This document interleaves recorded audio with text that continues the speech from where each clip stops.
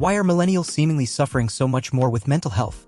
Millennials are the first generation to come of age since cultural attitudes about mental health started changing. This has been partially caused by research that has led us to a better understanding of what actually causes mental illness. A lot of that research has identified actual causes for issues that were previously passed off as behavioral or revealed that known conditions have a spectrum of less severe effects. This has led to more people being diagnosed because we understand what constitutes mental illness better than we did before. I think there are multiple pieces. I am 24, and even in my lifetime it's become more acceptable to talk about.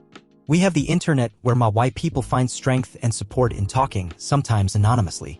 While coverage for mental health care is generally bad, it has improved. In 2011, I could only see a choice list of approved providers. I have the same insurance now and many more options. Most of us are fucking broke. And of course, we are subject to 24/7 info about how we've ruined the climate and how much hate is out there. 50 years ago, you could bury your head in the sand. The size of our society is increasing, causing a drop in agency and an individual's value in that society. This is occurring alongside an increase in education and access to information and a decrease in the value of individual labor and an individual's contribution. The solution is to carve out your own place in the world where you are interdependent with others, but until you can do that, life can be kind of rough. This may be true, but as a non-millennial myself, I don't think I knew anyone else at age 25 or so who hadn't struggled with at least one issue such as depression, anxiety, addiction, etc. My point is not to belittle your feelings or observations at all, but to point out that we only know what we know from our intimates, which are more than likely those of our fellow generation. What I say above is 100% true for my own experience. I will add, however, that it's not a random sample. As someone who had some of these problems myself, though relatively mildly, I think I was both attracted to and attracted people with similar issues. Of those I didn't know, I rarely heard about someone else having a great, normal life, but if there was something disturbing going on, it was much more likely to reach me. Although there may be studies that support your point, I would be very interested to see them. I definitely think mental health issues have been very widespread in our culture for a very long time. When I think about my parents, my aunts and uncles, my grandparents, my teachers, I can locate very few in my mind who did not have some salient issue going on with them.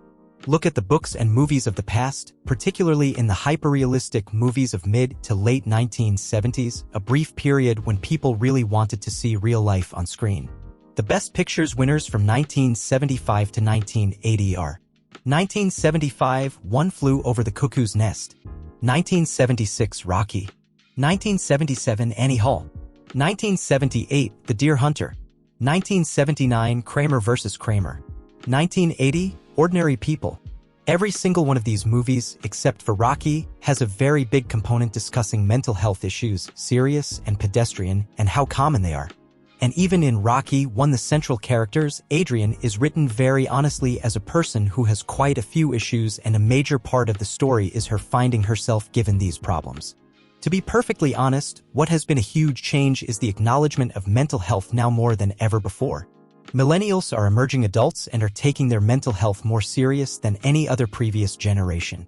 Of course, there are environmental factors present that were not before, but I do not believe this is the main cause for an increase in mental illness. I think mental illness has always been a major concern, but only now is it being openly talked about. These comments are all coming at this by different means.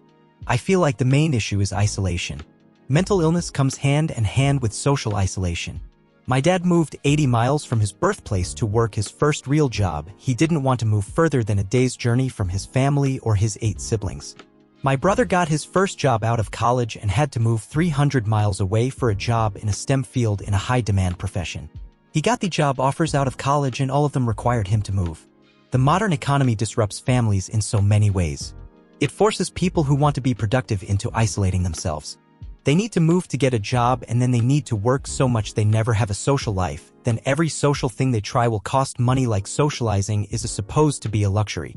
I feel like in an unregulated economy, the unseen hand of capitalism tried to make us miserable just so it can sell us crap to treat our illnesses. My answer is probably a little speculative, and it is definitely meta. The role of isolation isn't over-speculative or abstract. It's a huge part of mental health in addition to the physiological mechanisms. This is exactly what Johann Hari's books are about. Chasing the Scream, about addiction, and Lost Connections, about depression. Both incredible books in my opinion. Pretty much everyone suffers from some kind of MH issue at some point in their life. MH is such a broad term that it's bound to affect us. Younger people feel more free to talk about it, I guess. MHO, a lot of your self-worth is how you compare yourself to others. If your contact with others is through social media, everything is great for someone you know. If you have 100 friends, odds are one of them is on vacation most of the time. But you can't afford that vacation.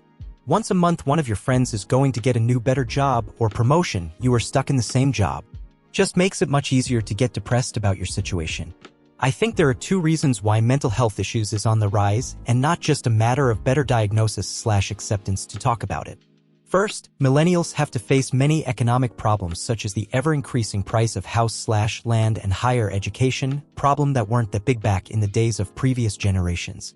Meanwhile, population is ever-increasing and automation is getting smarter every day, which makes job hunting competitive. Secondly, information technology makes people more aware of the problems. There are problems that do rise and there are problems that we're just more aware of. For example, you're now aware of not just the political problems of your country but other countries as well. Also global warming and climate change, which are getting critical. This exacerbated the first problem and the two of them gave rise to a pessimistic or nihilistic worldview. We have practically wiped out the ecology of much of our planet in the 200 years since the inception of industrialization and capitalism. If you're not depressed, you're disconnecting from the pain. I don't think we millennials have any greater number of people who suffer from mental health issues. I think that it's the fact that talking and being open about your mental health is way more acceptable now and people are diagnosed more accurately. Generations before us were basically told to suck it up and get working or raising a family. So many of those before us suffered in silence. Now there's a huge movement about being open about mental health and we're realizing that practically everyone suffers from a mental illness, chronically or at some point in their life. It seems like millennials are more affected because we're the most vocal and the most common people on social media and the internet in general, which amplifies it even more.